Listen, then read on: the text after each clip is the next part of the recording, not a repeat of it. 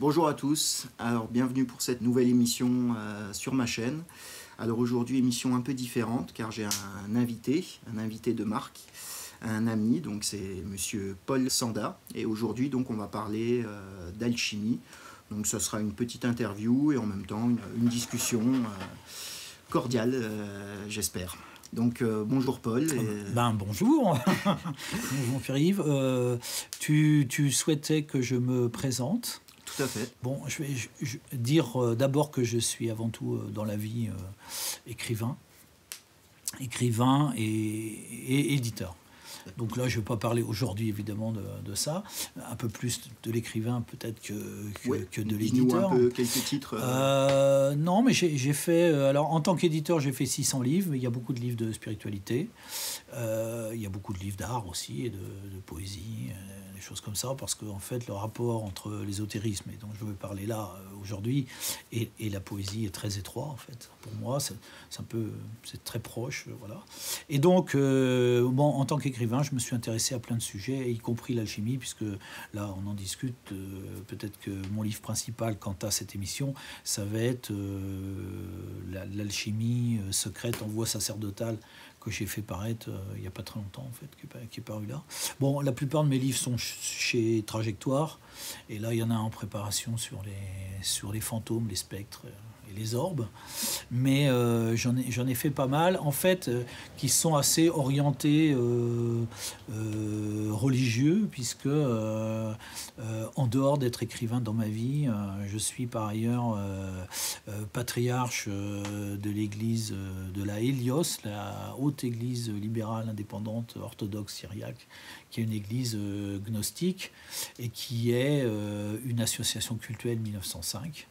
Donc tout à fait protégé entre guillemets par l'État, donc et qui véhicule toute une tradition d'église chrétienne marginale. Voilà. Par ailleurs, je suis le 59e grand maître de l'ordre secret du Temple, encore un ordre donc avec une filiation tout à fait authentique et qui vient des contes d'Armagnac, dont j'ai la succession en fait. D'accord. Donc on peut dire que tu as voué ton existence à la spiritualité, au sacré, on va dire. Oui, et j'ai acheté une maison, donc je vis à Cordes depuis déjà de nombreuses années. Cordes-sur-Ciel. Cordes-sur-Ciel, une ville que j'ai connue dans les années 80, au début des années 80, donc ça fait un bail. Et par hasard, il n'y a jamais de hasard, j'ai acheté une maison ici, à Cordes-sur-Ciel, et je me suis aperçu plus tard que cette maison était la maison natale de Bernard Raymond Fabré-Palaprate, qui a été le médecin de Napoléon et qui était aussi le grand rénovateur de l'ordre du Temple en 1810. Donc en fait, j'avais hérité de sa succession épiscopale sans savoir que j'achèterais sa maison. Il y a un côté comme ça, c'est extraordinaire. Une maison d'ailleurs dont je peux parler, je pourrais parler tout à l'heure dans l'alchimie, puisque si j'ai acquis cette maison, c'est aussi miraculeusement, sans aucun doute, grâce à la pierre philosophale. Parce qu'on sait que dans l'alchimie, le hasard n'existe pas, exactement. Et les synchronicités sont... Exactement. Donc c'est à ce titre, alors bon, je suis, pour finir cette introduction, dire simplement que je suis alchimiste opératif, donc, depuis longtemps en fait. J'ai eu une initiation à l'alchimie au début des années 80,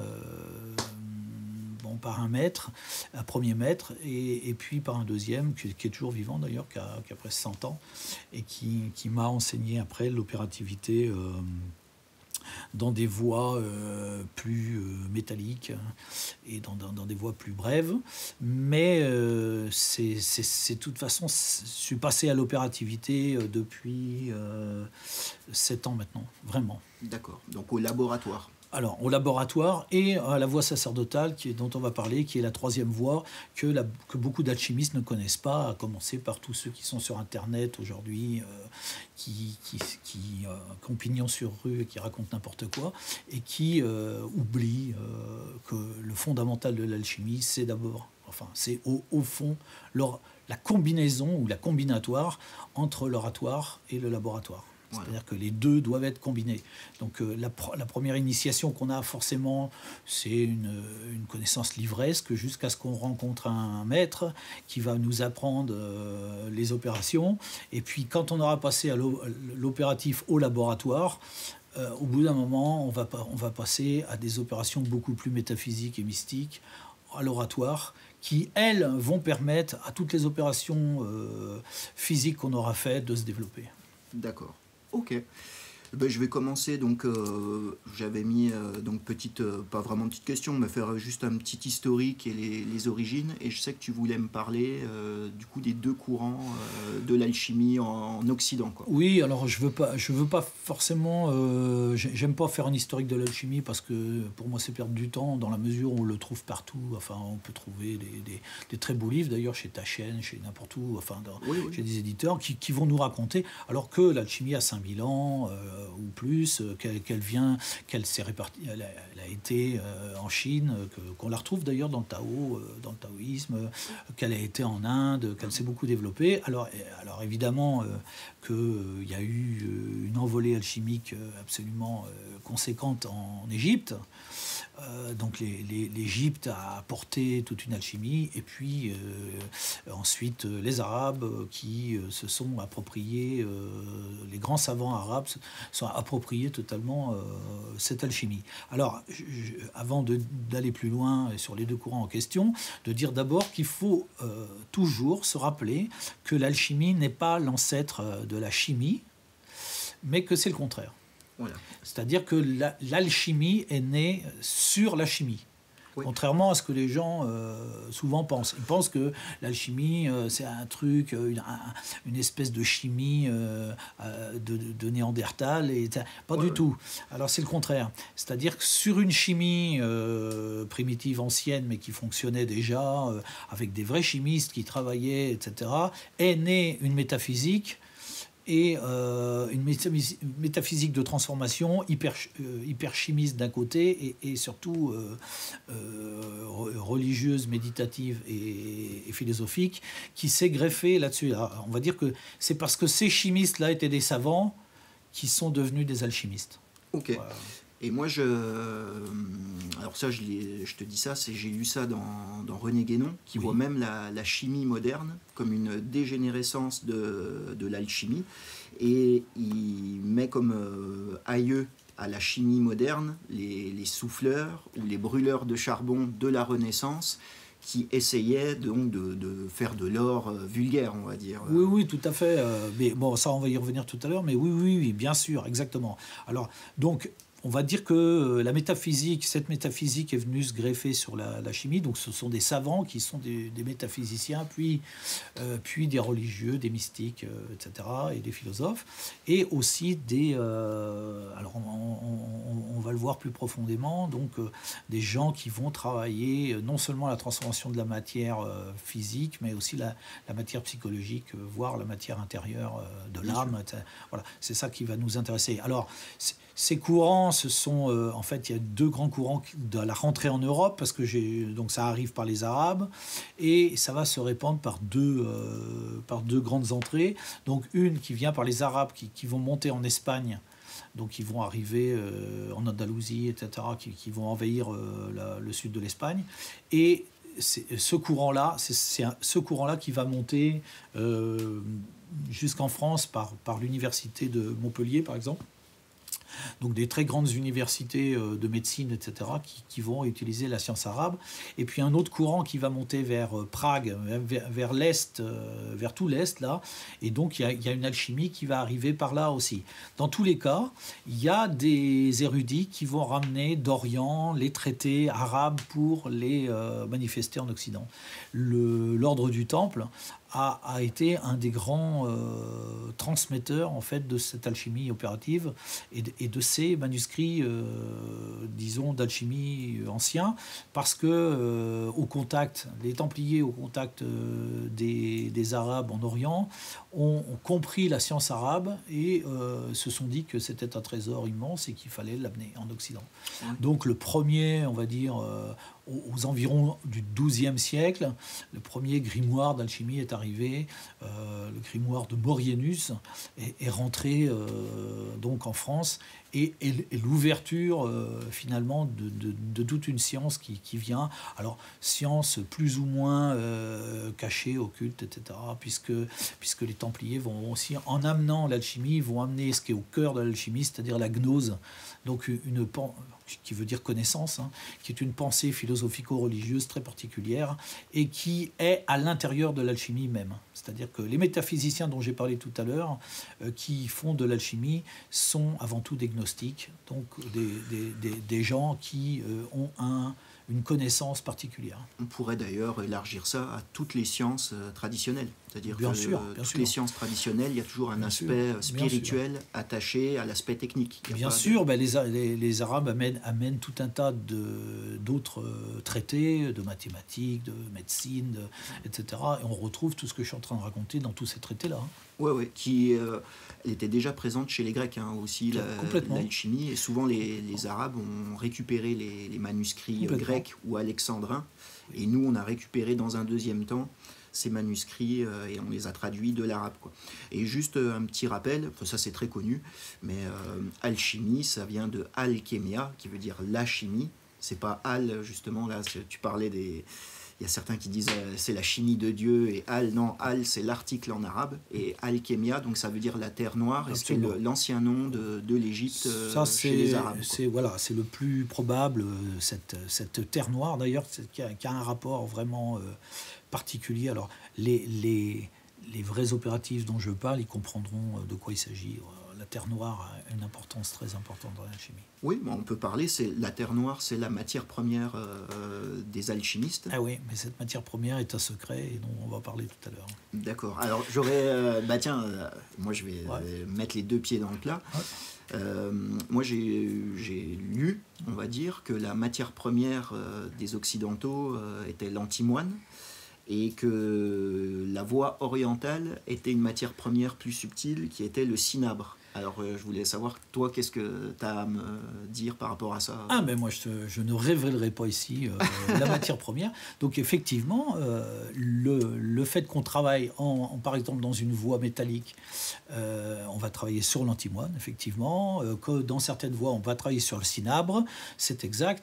Mais on travaille aussi en voie végétale, par exemple, sur des plantes, sur différentes plantes, etc. Peu importe, évidemment, on travaille sur la rosée aussi, du ciel. Donc là, tout ça, ce sont des matières préparatoires. Okay.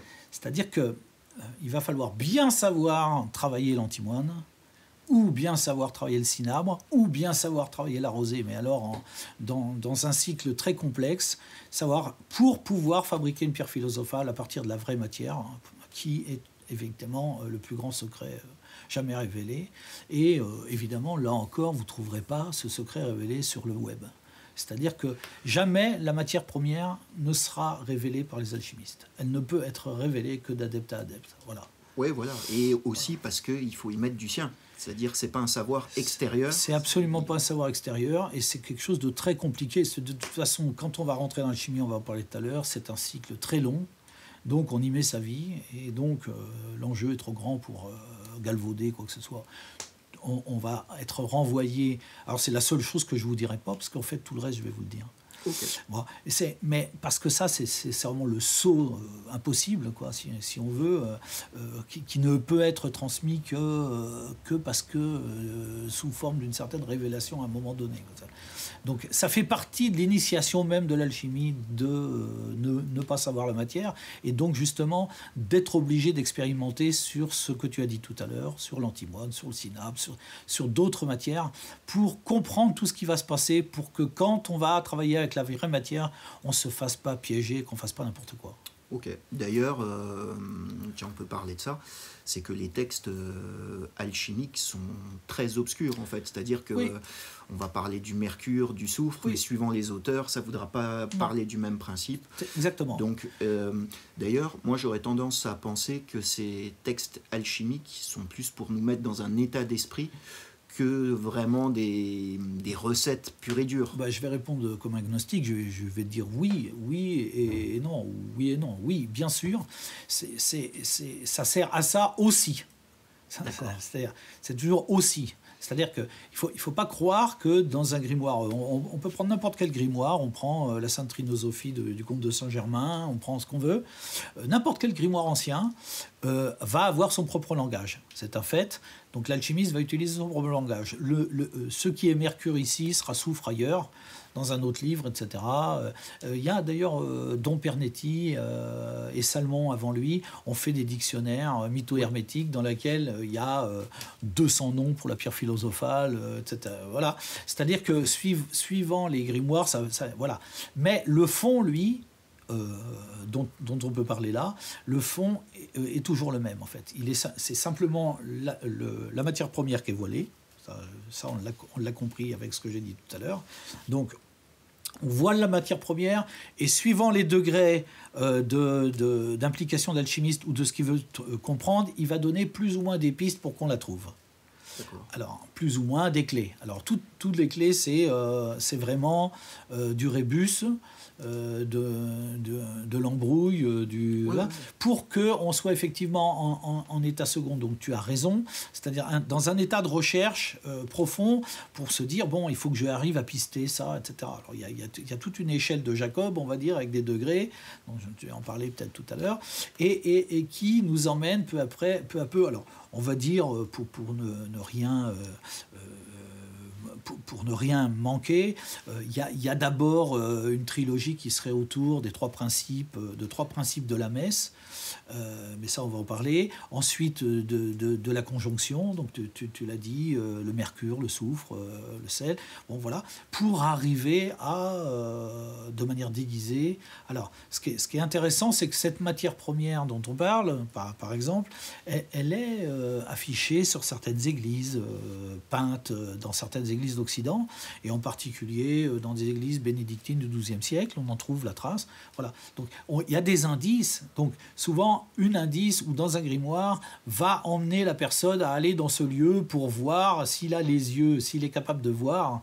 Parce qu'on peut très bien avoir le truc au milieu de la figure, c'est-à-dire un tableau avec la matière première en question sous un plan métaphorique et être incapable de le percevoir. Oui, c'est même le principe du vrai symbolisme. Voilà, tu as raison qu'il y a une mise dans un certain état de perception. Il y a aussi le fait qu'on doit être à fond dans cette quête pour pouvoir arriver à en percer la quintessence. Ok. Et donc on va revenir... Là, c'est ce qu'on disait, on va parler des objectifs de l'alchimie, et après, on verra aussi justement les grands principes. Alors, l'objectif de l'alchimie, pour la majorité des gens, oui, c'est soit de transformer le plomb en or, ou la quête de la pierre philosophale. Mais qu'est-ce qui se cache derrière ça? Voilà. Alors, l'objectif principal de l'alchimie, c'est effectivement de fabriquer la pierre philosophale. Je dirais ici un secret qui n'en est pas un, mais qui est quand même un secret pour beaucoup. La pierre philosophale existe. Donc c'est pas un truc comme ça. Ça existe, c'est tangible, c'est un truc qui peut se fabriquer. Bon. Donc cette pierre philosophale, elle a des vertus, et effectivement, on peut vérifier qu'elle fonctionne en l'amalgamant, enfin en la faisant jouer sur des métaux. C'est pour ça qu'on a dit, tiens, elle est capable de transformer. Oui, elle est capable de transformer beaucoup de choses. Et y compris, alors, le fait de transformer du plomb en or, c'est complètement accessoire, c'est de dire, bien sûr, elle est capable de transformer des métaux. Bon, ça s'est vu, etc. Enfin, la plupart des alchimistes qui sont capables ou qui ont fabriqué la pierre philosophale, et qui vont l'utiliser, mais je vais expliquer pourquoi et comment après, ne l'ont pas fait dans le but de transformer les métaux. C'est-à-dire que ça c'est une imagerie populaire, c'est aussi une métaphore, c'est de dire se débarrasser de tout ce qui est du plomb. C'est-à-dire le plomb, c'est tout ce qui nous alourdit dans la vie, tout ce qui nous maintient au ras du sol, au ras de la connerie ambiante. Et l'homme déchu, presque, on pourrait dire. C'est ça, le flamber, au sens, Ouais. c'est-à-dire être complètement Qui nous tire vers la terre, vers la gravité, la pesanteur du corps et de l'âme. être englué dans la matière, voilà. Et donc arriver à se débarrasser de tous ces scories lourdes pour devenir un homme aérien, c'est-à-dire beaucoup plus léger. Alors pourquoi voire même allant vers un état plus lumineux, voire ce que le Christ fait, qui s'appelle la transfiguration, c'est-à-dire cette capacité à devenir de plus en plus diaphane. Alors pourquoi on fait ça? Parce que le but de la pierre philosophale est effectivement de transformer métaphoriquement ce qui est lourd en nous en plus léger, mais simplement pour passer la mort. Donc je vais m'expliquer de ça. Donc la pierre philosophale n'est pas non plus quelque chose qui sert à vivre 120 ans ou 150. C'est pas le propos, on s'en fout, parce que pour l'alchimie, pour l'alchimiste, la vie terrestre, c'est pas très important ça. Est-ce qu'on pourrait dire que c'est la conquête des états supérieurs de l'être? Exactement, exactement, exactement, et surtout les états après la mort. Ouais. Donc contrairement à ce que beaucoup de gens pensent ou quoi, c'est l'idée que de toute façon, on va passer la mort et que la seule manière de passer la mort, c'est de construire alors quelque chose que va fabriquer la pierre philosophale, qui s'appelle le corps glorieux. Le corps glorieux, ou le corps de gloire, c'est une sorte de gangue qui va protéger l'âme. Voilà. Et je vais rappeler ça pour nos auditeurs. C'est que ce que tu dis là, normalement, c'est ce qu'on appelait la mort initiatique, donc la seconde mort qui amenait une seconde naissance du vivant de la personne. C'est ça. Mais quoi qu'il arrive, ça nous touchera tous au moment de notre mort clinique. C'est-à-dire que c'est ce qu'on dit, séparer le subtil de l'épais. Exactement. Il y a une partie qui va rester dans la tombe et une partie qui va transmigrer. C'est ça. Alors si on est trop, si on n'a rien foutu, c'est-à-dire qu'on n'a rien... Enfin, si vous voulez, la conception de base de tout ça, c'est de dire que le divin a balancé une étincelle dans la matière, une étincelle de vie de Dieu, enfin du vivant, ce qu'on appelle le gur de vie en fait, dans la matière. Donc c'est tombé là, boum, donc on est sur la terre et on a une étincelle, une partielle de la divinité en nous. Voilà, tout le monde l'a. Ce qui nous donne notre réalité. Voilà. Sauf qu'il y a des gens qui la laissent mourir. C'est-à-dire qu'il y a des gens qui entretiennent absolument pas ce feu. Donc ces gens-là, allez recycler dans le néant directement. C'est-à-dire à la mort, tout part avec le corps. Voilà. D'ailleurs, on peut dire que les conceptions de paradis et d'enfer, c'est une image. C'est-à-dire que l'enfer, c'est une dissolution de notre être véritable. C'est ça. Et le paradis, c'est revenir à l'étape, à l'échelon supérieur. L'enfer, c'est ici, c'est maintenant. C'est-à-dire voilà. si on a la capacité si on ne saisit rien de ce qu'on est, de cette verticalité dont je parle, eh ben on est dans l'enfer. Voilà. Et puis on va aller dans la dislocation qui va avec. Voilà. Alors après, si le corps de gloire... on peut construire un corps de gloire ou l'avoir fait parce qu'on a travaillé indépendamment de la pierre philosophale. La pierre philosophale n'est là, ce n'est qu'une voie pour permettre au corps de gloire de se densifier. On peut, il y a plein d'autres cultures qui augmentent le corps de gloire indépendamment de la pierre philosophale. Oui, on peut dire que c'est une maîtrise de l'ego qui peut se faire par différentes techniques. Ça en fait partie. C'est-à-dire que le travail sur la pierre philosophale ou la quête vers la pierre philosophale va de toute façon obliger à maîtriser l'ego. Donc, mais il y a des voies en Orient, il y a des voies chez les Indiens, il y a des voies chez les aborigènes, il y a plein d'autres voies qui permettent de renforcer le corps de gloire, de le créer, de le renforcer, de l'endurcir et de lui donner une vraie coque. Voilà. Est-ce que, ça c'est une question personnelle, toutes ces techniques donc, pour renforcer le corps de gloire, est-ce que ça implique une mise à mal du corps physique? Je m'explique, c'est par exemple, dans certaines traditions, ça va être l'absorption d'un narcotique qui va, on va dire, couper... ça c'est sûr. Voilà, ou par exemple les traditions monastiques, quand on dit les moines se mortifiaient, quand on est dans le noir et qu'on se donne des coups de fouet, c'est surtout pour, je pense, s'élever spirituellement. Tout à fait. Il y a plein de techniques possibles, et c'en est une, absolument. Et effectivement, le corps est en enjeu là-dedans. Ah oui, ça rigole pas du tout. Oui, voilà, c'est l'initiation du chevalier, et ça là, quelque part aussi en fait partie. Alors bon, ce que je veux dire, c'est que donc on arrive devant la mort physique, la première mort. Alors on ne parle pas bien sûr de la renaissance dont on a parlé tout à l'heure. Effectivement, si on a l'éveil, on va déjà amorcer une deuxième vie, enfin intérieure. Mais bon, quand la mort physique arrive, donc le corps est disloqué, et l'âme survit. Si le corps de gloire est là, alors ce qu'ils appellent va être renvoyé au jugement dernier. Donc le jugement dernier, c'est simplement que à ce moment-là, est-ce que cette âme va survivre à la seconde mort? C'est-à-dire que il y a eu la mort du corps. Est-ce que l'âme va, elle, survivre ou mourir? C'est-à-dire on peut avoir le corps mourir, ensuite l'âme survit, mais l'âme peut aussi mourir après. Oui. C'est-à-dire la deuxième mort, on voit très bien ça dans le livre, par exemple, des morts égyptiens, ou dans le Bardo Todol, on comprend ça très bien, donc le livre des morts tibétains, mais on a nous aussi... Il y a ça dans toutes les traditions. En Occident, l'Ars Moriendi. Voilà, puis on a le fameux jugement sur la balance, où il y a le cœur qui doit être aussi léger qu'une plume. Bien sûr. Je rappelle aussi dans le Coran, il y a écrit qu'à la mort, chaque brin d'atome sera jugé par le feu. Voilà. Donc, bon, si on reprend ça comme ça, de dire, la mort du corps arrive, si on a fait un travail profond sur soi, on a durci le corps glorieux, le corps de gloire protège l'âme donc survit au corps, et elle va rencontrer le jugement dernier. Si elle est tellement élevée qu'elle va pouvoir passer une nouvelle fois cette frontière, donc survivre à la seconde mort, et là elle bascule dans le plérôme, c'est-à-dire dans la divinité.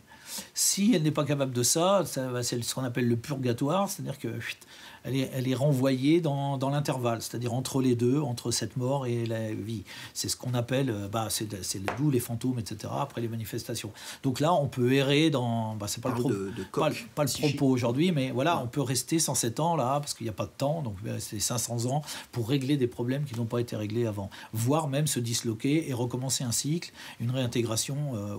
Ça rejoint tout à fait l'hindouisme ou le bouddhisme. On revient dans la roue des choses. Bien sûr, mais il faut penser que quelle que soit la culture, tout ce que je suis en train de dire vaut pour toutes les cultures. C'est la forme qui est différente suivant les cultures. Donc nous passons à travers la forme pour atteindre le fond de ce qu'on est en train de dire. Là on est sur ma chaîne, je parle de tradition tout le temps. Tradition au sens large. Au sens large, elles sont valables partout. Et là je vais rebondir sur ce que tu dis. Donc du coup, c'est ce que tu as expliqué, c'est ce qu'on peut donc appeler l'œuvre au noir, et suivi de l'œuvre au blanc, et qui doit amener, elle, l'œuvre au rouge. Oui. Donc, je voudrais que tu nous expliques.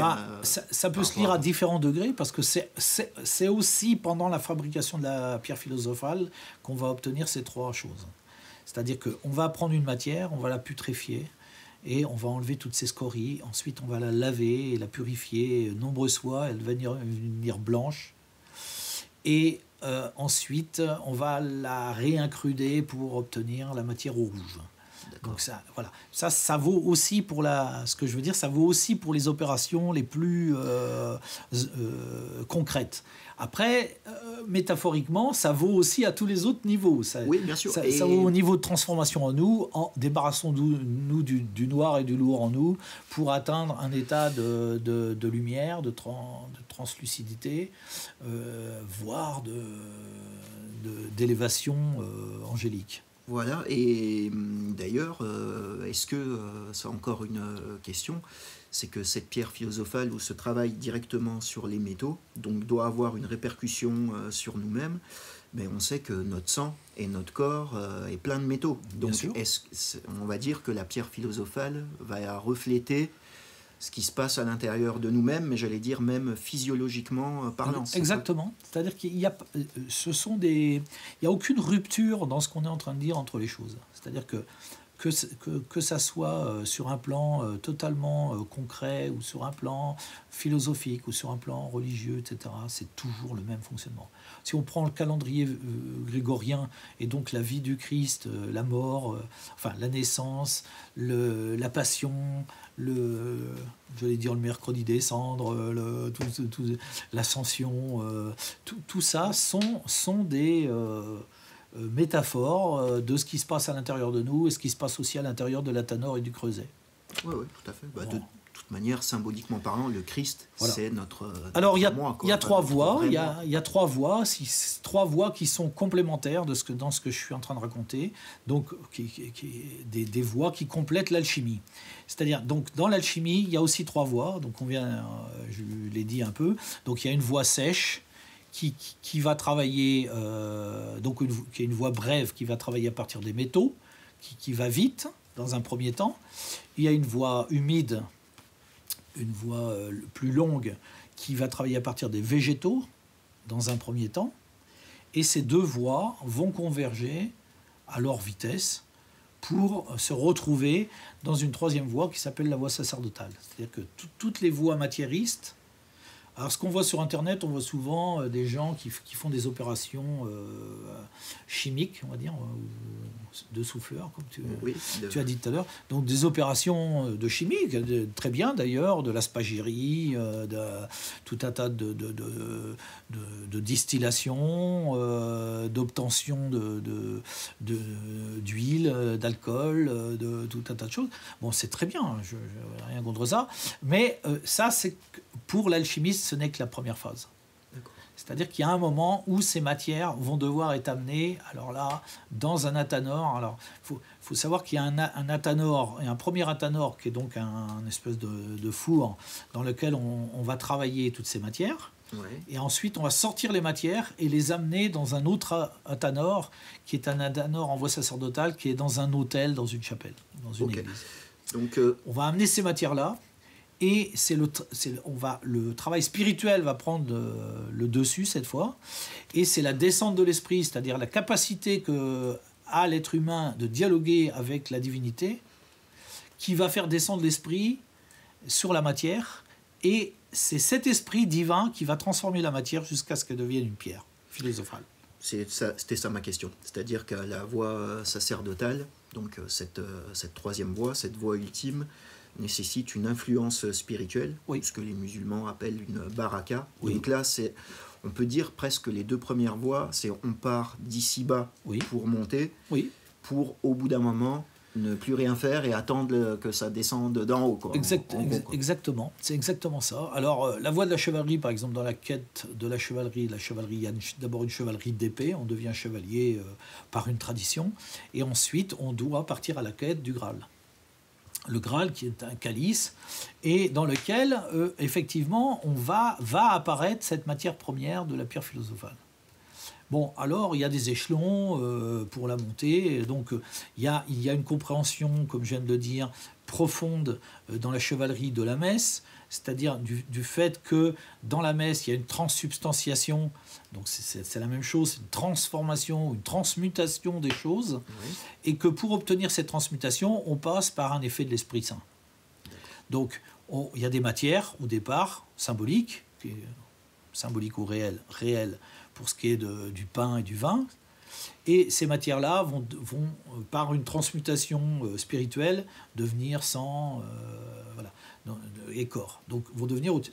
C'est exactement ce qui se passe dans l'alchimie. C'est-à-dire on prend les matières et par l'arrivée du Saint-Esprit, le travail spirituel, pour être plus obtenir la pierre philosophale.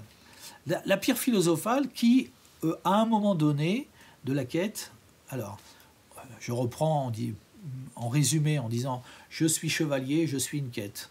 Je suis cette quête, je commence à m'approcher du Graal, et quand je vois le Graal, c'est que j'ai compris ce qu'est la matière première.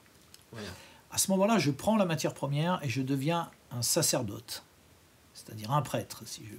Après avoir été un chevalier, je prends la matière première, je deviens un prêtre. Je recommence mon processus, cette fois en faisant la messe, une transmutation, sauf que quand j'arrive dans le calice, au moment où je mets le sang du Christ, j'y ajoute la pierre philosophale. Okay, d'accord. Cette pierre philosophale, elle est fabriquée par l'alchimie. Donc j'ai été un chevalier, c'est ce qui m'a permis d'atteindre la matière première. Oui. Ensuite, par l'alchimie, je transforme cette matière première en pierre philosophale. Et en tant que prêtre, j'amène ma pierre philosophale dans le calice. Ok, d'accord. C'est à l'absorption de ce calice-là, qui contient le sang du Christ transcendé par la pierre philosophale, que je fais le corps de gloire. Ok, d'accord. Et que le corps de gloire prend toute sa constitution et me permet de passer la mort. Voilà, c'est très simple en fait. Oui, dit comme ça, ça paraît très simple. C'est très simple. Ok, je voulais donc justement un peu plus aborder donc la différence entre l'opératif et le spéculatif, ou est-ce que on peut les séparer, mais parce que justement aujourd'hui on entend un peu tout et n'importe quoi sur l'alchimie, donc tu vas peut-être rappeler encore ce que tu as dit avant, mais je veux dire bien rappeler quand même l'aspect opératif. Oui, alors je pense pas qu'on peut atteindre tous les degrés de ce que je viens de dire là, du premier coup, comme ça, voilà. Même si, à la limite, ça pourrait être à la portée d'un enfant, comme on dit dans les grimoires, s'il était bien cornaqué. Le problème, c'est que aucune éducation actuellement nous permet de faire ça en tant qu'enfant. Et c'est bien dommage. D'ailleurs, le Christ dit « Seuls viennent à moi les petits enfants ». Exactement. Parce qu'ils ont peut-être pas encore construit leur ego. Et voilà, ils n'ont pas perdu cette espèce de magie qui, quelque part, leur permettrait de trouver les solutions tout de suite. D'ailleurs, cette simplicité, ce regard enchanté, on va dire, presque, sur le monde, quoi. Exactement. Alors, c'est sûr que, ayant perdu le paradis de l'enfance, les choses nous deviennent plus obscures ou voilées. Voilà. Et donc il faut retrouver cet état premier en travaillant sur soi profondément pour alors peut-être que là, j'allais dire le spéculatif, c'est-à-dire le spéculatif est le premier chemin pour retourner vers un état primitif. C'est-à-dire que, j'allais dire, le fait de commencer par lire, je vais citer Fulcanelli par exemple, je vais le citer non pas parce que je considère que Fulcanelli est un bon alchimiste, pas forcément, mais par contre, il est extraordinaire comme alchimiste spéculatif, poétique. Oui. C'est-à-dire que c'est une entrée dans le mystère de l'alchimie, Fulcanelli. C'est d'une beauté exceptionnelle. C'est très bien écrit déjà. C'est très bien écrit, c'est très beau, même si les vérités dont j'ai parlé tout à l'heure sont très très voilées dans Fulcanelli au point qu'on ne les voit pas. Souvent on ne les voit pas, enfin un petit peu, mais voilà, on va les voir davantage chez Cancelier, par exemple, nettement, que chez Fulcanelli. Mais cette beauté donc, est purement spéculative, quelque part, nous permet d'approcher le mystère en question. Donc, je dis que c'est jamais un temps perdu, contrairement à ce qu'on entend. Là aussi, j'ai entendu un alchimiste l'autre fois un soi-disant alchimiste sur le web qui disait venez chez moi pour 250 €, je vais vous expliquer comment court-circuiter, tout ça, pas vous faire perdre de temps, etc. Mais il n'y a pas de perte de temps.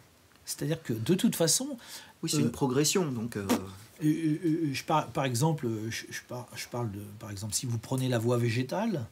Vous ne pourrez pas faire l'économie d'un travail de 19 ans. Je dis 19 ans parce que c'est le cycle de Méton. Donc il est très important en voie végétale de suivre le cycle de Méton, c'est-à-dire les cycles lunaires. D'accord. Tiens, on peut rebondir là-dessus. Que la Lune, on va le faire tout à l'heure. Donc la Lune qui revient 19 ans après au même endroit. Donc c'est un cycle complet du cycle Méton qui va permettre d'approcher la pierre philosophale. Donc de toute façon... Même que vous soyez le plus grand maître qui existe, si vous prenez cette voie, il vous faudra déjà 19 ans.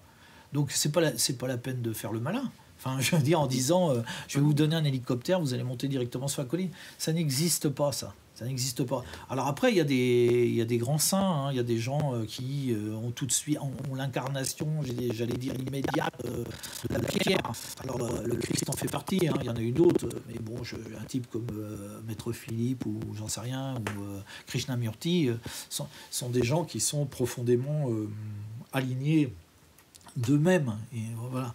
Mais sinon, la plupart des gens doivent passer par ce temps, et le temps spéculatif dont on parle, c'est-à-dire d'études, léguer, relis encore, etc., jusqu'à ce que blanchis le laiton et brûle tes livres. C'est-à-dire qu'il y a un moment, il faudra brûler les livres. Ça c'est la phase où on va devoir passer vraiment à l'opérativité directement. C'est-à-dire on laisse tomber les livres et on passe au travail de laboratoire pour ensuite passer aux travaux mystiques.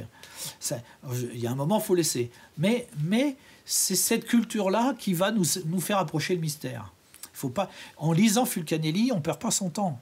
Non, on s'approche du mystère. En lisant tout, alors même des grimoires dont on comprend rien, etc., c'est pas inutile de les lire. Et d'ailleurs, on s'aperçoit, je vais parler d'un très beau livre qui m'a marqué toute ma vie, c'est un peu un maître pour moi, c'est Sandivogius, donc la lettre philosophique de Michael Sandivogius. Je l'ai lu et relu, je ne sais pas combien de fois dans ma vie, des fois avec des années d'écart. À chaque fois, c'est une découverte extraordinaire. C'est jamais la même chose. Parce que moi, j'ai monté, j'ai beaucoup plus d'éveil, beaucoup plus de pratique, beaucoup plus de connaissances, etc. Et là, je vois les choses à un degré que je n'avais pas perçu avant. Donc, les clés, il y a des clés qui sont... à tous les degrés, il y a des clés. Et je ne peux pas atteindre la clé du 7e degré, je dis n'importe quoi, en chiffres. Oui. Non, mais le 7e degré, je ne peux pas atteindre le 7e degré si je n'ai pas la clé du 5e. Quoi. Enfin, je veux dire, donc, pour en répondre vraiment à cette question-là, de dire, le spéculatif est très utile au départ, et il l'est de moins en moins au fur et à mesure que l'opératif devient prendre la place. D'accord. Voilà. Et puis quand l'opératif aura pris presque toute la place et que le spéculatif aura disparu, à ce moment-là, c'est qu'on est mûr pour passer en voie mystique. Ok. Et d'ailleurs, j'en ai parlé dans une ancienne vidéo et dans des articles. Est-ce qu'on peut voir aussi un modèle du monde dans le sens, tu parlais de 7 étapes, comme il y a 7 métaux, 7 planètes, 7 notes de musique, 7 couleurs, et donc est-ce qu'il n'y aurait pas 7 états d'être ou états vibratoires pour remonter à l'unité, quoi. Bah si, bien sûr. Alors, autrefois, je vais répondre un peu... par une métaphore, par un aparté, mais autrefois, on n'avait pas de moyen de mesurer la température dans les fourneaux, donc dans les athanors. Et on contrôlait la force du feu au son. Donc les 7 notes correspondent à cet état d'élévation de la puissance du feu. Et moi, je rajoute un truc, c'est que les noms des notes correspondent aux cieux planétaires. Oui, bien sûr. C'est Do, c'est Dominus Orbis. Bien sûr, Orbis, c'est la phrase. Siderus Orbis. Ça, je l'ai noté dans un article. Les 7 degrés, 7 notes, 7 planètes, 7 couleurs. Bien sûr, mais tout ça... Alors, quand on dit en alchimie, il y a 3 couleurs. Il y a donc le noir, le blanc et le rouge. On en a parlé tout à l'heure. Non, il n'y a pas 3 couleurs. Ça, c'est un résumé global de l'alchimie. Oui. Mais si on dit il y a toutes les couleurs de l'arc-en-ciel, oui, il y a toutes les couleurs. On peut travailler sur 4 couleurs. Il y a des gens qui travaillent beaucoup avec le jaune. On peut travailler avec le vert. Voilà, il y a 7 couleurs. C'est-à-dire, il y a 7 couleurs qui correspondent aux 7 degrés. C'est-à-dire, c'est toujours pareil. À quel degré on regarde les choses? Si on regarde notre être avec une loupe, on va voir les microbes, les pores de la peau. Mais si on va dans une fusée et qu'on nous regarde depuis la planète Mars, on voit la Terre, là-bas, petit point, voilà. Donc, en fait, tout ça, c'est pourtant le même phénomène qu'on observe, mais à quel degré on l'observe? Bien sûr. Donc, l'alchimie, c'est ça. C'est à quel degré, et où est-ce qu'on parle? Quand je dis tout à l'heure, le mercure, tu l'as dit aussi, le mercure et le soufre. Alors, chez un, le soufre va dire le mercure. Et bien, c'est pareil, dans les opérations alchimiques, tout d'un coup, le mercure devient soufre et le soufre devient mercure. Oui. C'est comme les degrés de lecture dans les textes sacrés. C'est ça. Tout dépend à quelle strate on se situe et de quoi on parle. D'accord. Voilà. Donc, mais oui, je pense sincèrement que tout correspond à tout. C'est-à-dire que les métaux, la capacité du degré d'assimilation de métaux dans le corps, par exemple, dans le fait qu'il y a du fer dans le sang, tu l'as dit tout à l'heure, mais le fait qu'on ait besoin d'ingérer du cuivre, alors le mieux, le plus intéressant, disons, dans le monde moderne à ce niveau-là, c'est de voir le développement de la médecine homéopathique. Il faut savoir que le précurseur de c'est Hahnemann qui a inventé l'homéopathie, mais le précurseur de l'homéopathie, c'était Paracels. Oui, et Paracels est un alchimiste, un grand alchimiste. Il a inventé l'odanum, etc. Paracels a inventé cette méthode-là qui consiste en fait aussi à absorber les métaux. Donc si vous suivez un traitement homéopathique, vous allez avaler du cuivre, vous allez, si vous êtes piqué par une abeille, vous allez manger de l'abeille, puisqu'on va vous faire manger Apis mellifica. Vous allez manger des poisons incroyables. Vous allez manger de l'aconite, vous allez manger de l'arsenic. Alors, arsenicum, très utilisé en homéopathie. C'est-à-dire que c'est cette capacité à absorber des éléments chimiques en très petite quantité, très diluée, pour combattre le mal même. Mais ça se retrouve du coup dans beaucoup de choses dont l'origine a été alchimique. Je pense, alors là ça peut paraître bête, mais au fromage, au vin, aux spiritueux qui ont été inventés par des moines. Le fromage est fait à partir de la pourriture ou de la levure. Exactement. Ouais. D'ailleurs, chez les Arabes, chez les musulmans, l'alchimie, elle est appelée la science des balances. Donc, c'est-à-dire, par contre, il faut bien connaître, je suppose, les bonnes mesures. Alors, il y a dû y avoir pas mal d'alchimistes qui ont dû s'empoisonner, je pense. Alors voilà, c'est là que intervient ce que j'ai dit tout à l'heure. C'est pas simplement le fait de trouver la matière première. Pourquoi est-ce qu'on fait, on utilise d'abord, on fait des essais sur l'antimoine, sur le cinabre, d'autres matières, etc. C'est parce que c'est pour nous donner le temps de comprendre quelle va être la vraie proportion et les vraies proportions de la matière première dont on parle. Et ça, c'est un truc. Alors, l'enseignement des proportions, c'est aussi très codé. Par exemple, sur la tapisserie de la Dame à la licorne, par exemple, donc on voit l'étendard de Diane de Poitiers. Donc l'étendard avec 3 lunes. Mais Diane de Poitiers, c'est aussi Diane de Poitiers. Donc à tiers-poids de lune. La lune, on sait l'argent. Donc, quelque part, quand on voit ça, on a une recette de proportion dans les métaux qui doivent être mises. Okay. Et voilà, et ça marche comme ça. Et donc, il y a plein de révélations. Alors, ce n'est pas le langage des oiseaux de certains actuellement souffleurs qui racontent n'importe quoi. C'est-à-dire qu'ils font du langage des oiseaux à la Jacques Lacan avec tout un tas de... C'est pas du tout ça. Le langage des oiseaux de l'alchimiste, c'est pas simplement le jeu de mots non, et d'ailleurs, bateau, pas du tout.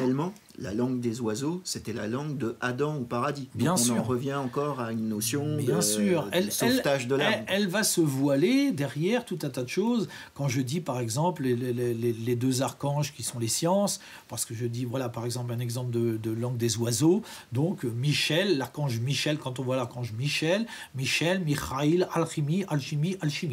Oui. C'est-à-dire que l'archange Michel, en langage des oiseaux, c'est l'alchimie. C'est la science alchimique. C'est Hermès, d'ailleurs, on va dire. Voilà, Gabriel, Jibraïl, Algèbre. C'est Apollon, on va dire, Saint-Michel, et Hermès, voilà. C'est Gabriel. Gabriel, Jibraïl, Algèbre. Donc, le message du divin qui va dans la matière, l'algèbre, la mathématique. Donc, c'est pour ça que Gabriel est l'archange messager. Donc, est-ce que c'est l'archange qui a fait la science ou l'inverse ? Je ne sais pas, mais c'est ça, j'allais dire, la cabale phonétique. Avec un C, cabale. La cabale phonétique, c'est-à-dire le langage des oiseaux. C'est pas un jeu de mots bidon. Non, oui, oui. Et d'ailleurs, si on peut retrouver des jeux de mots, c'est tout simplement parce que on en revient toujours pareil à la dégénérescence des sciences sacrées, c'est que les anciennes langues étaient des langues sacerdotales, c'était pas des langues profanes.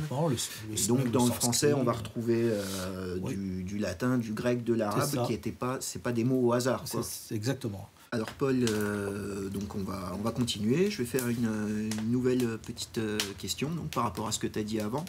C'est donc à partir d'un moment du travail de l'alchimiste, il faut donc une intervention céleste qui vient d'en haut, comme tu nous l'as expliqué tout à l'heure. Et donc est-ce que ça suppose d'être affilié à une église, un courant initiatique officiel, entre guillemets.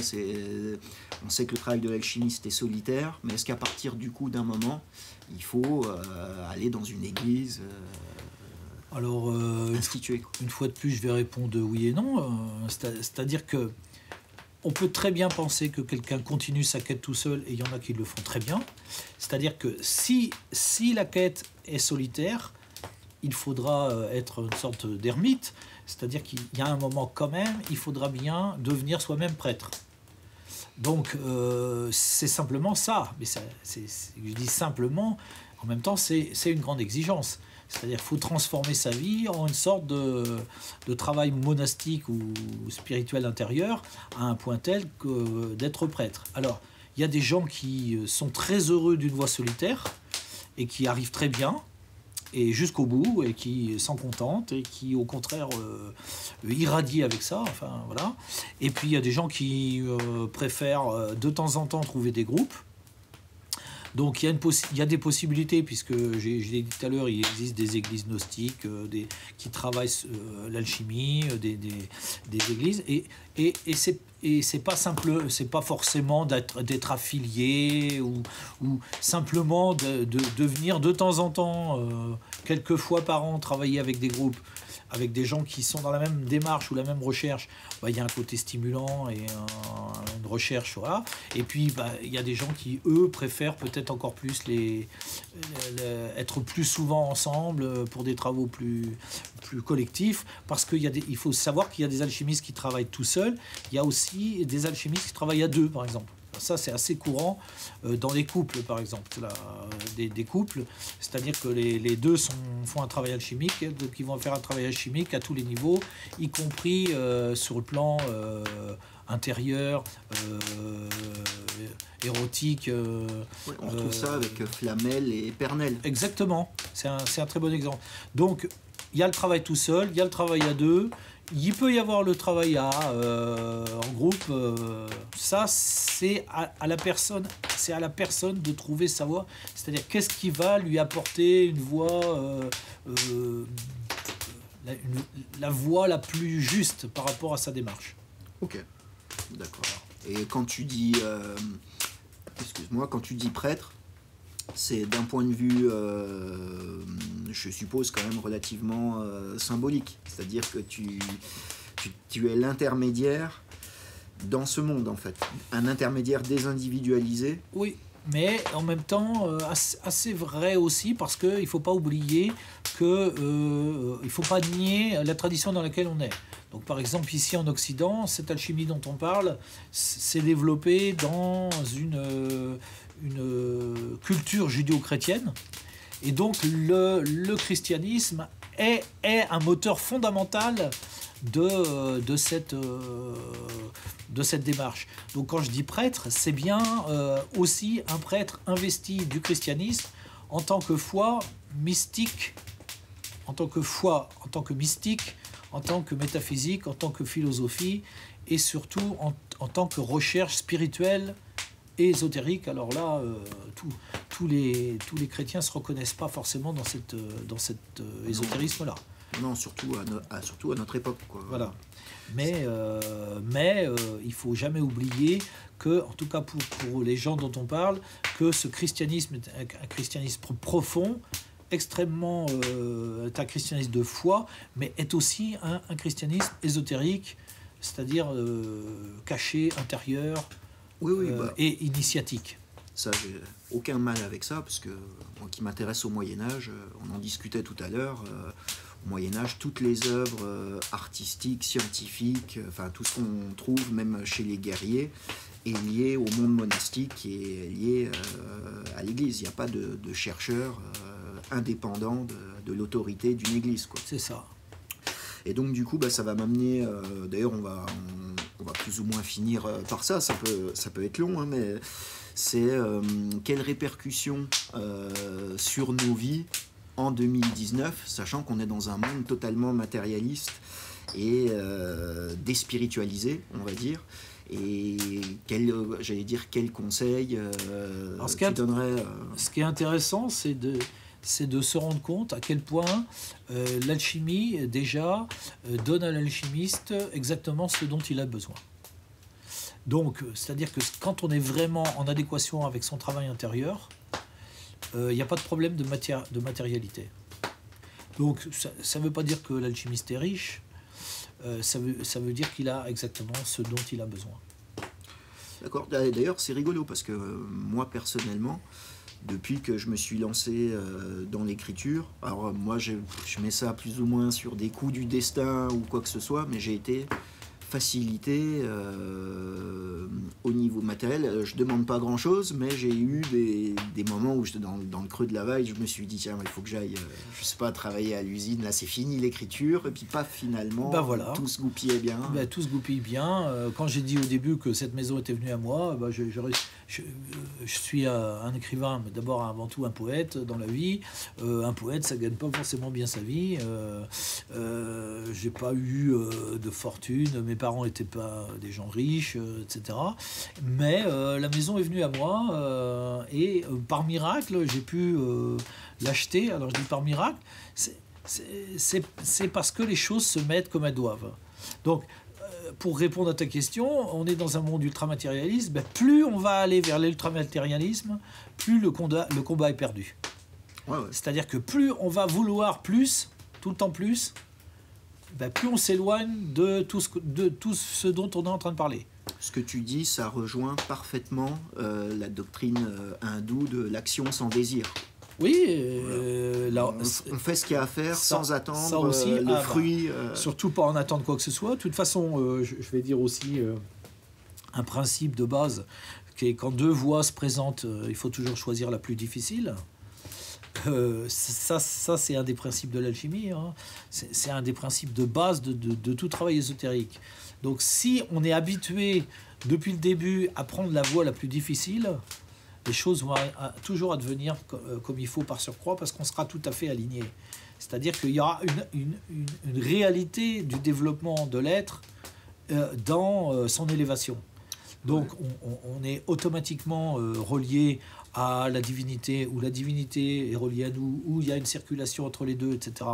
Et plus on va être dans cette intériorité-là, plus on est dans ce système dont j'ai parlé tout à l'heure, qui amène à la légèreté, l'élévation, le côté aérien, plus on construit le corps de gloire, et moins la matérialité nous manque.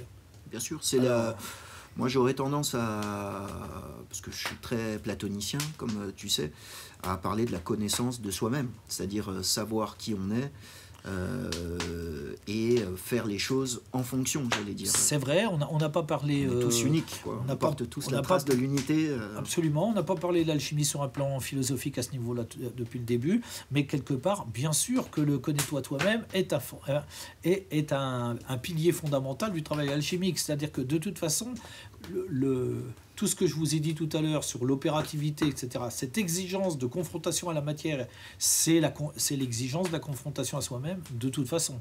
Donc c'est au degré du connais-toi toi-même que plus...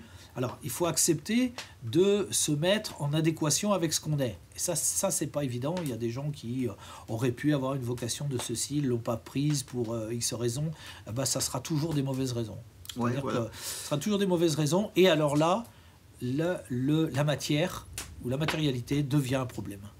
D'accord. Et alors justement, tiens, que je dis ça, est-ce que du coup, il y a des gens qui devraient se dire il faut absolument pas que je m'intéresse à l'alchimie parce que c'est pas fait pour moi. C'est-à-dire, en gros, est-ce que c'est réservé à quelques élites, je dis pas élus, quelques élites, et que la majorité des gens doivent se connaître eux-mêmes, mais que c'est peut-être que les objectifs de l'alchimie sont peut-être un peu trop hauts pour la masse des gens. Alors, je ne vais pas répondre à ça, je vais répondre autrement en disant que de toute façon, se lancer dans l'alchimie, c'est accepter de repenser sa vie complètement.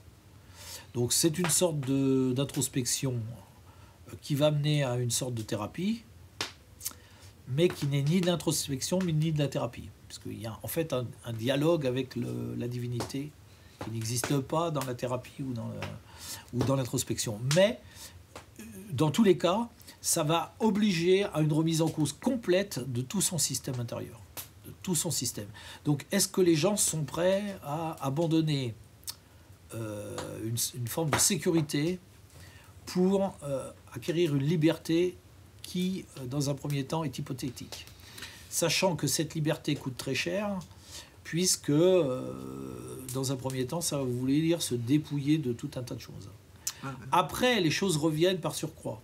C'est-à-dire que les choses vont... parce que, quelque part, on a trouvé l'axe, alors la matérialité dont on a besoin va arriver. Moi, j'ai beaucoup de livres, j'ai beaucoup de choses comme ça, alors qu'il y a un moment, j'avais plus rien du tout dans ma vie, voilà.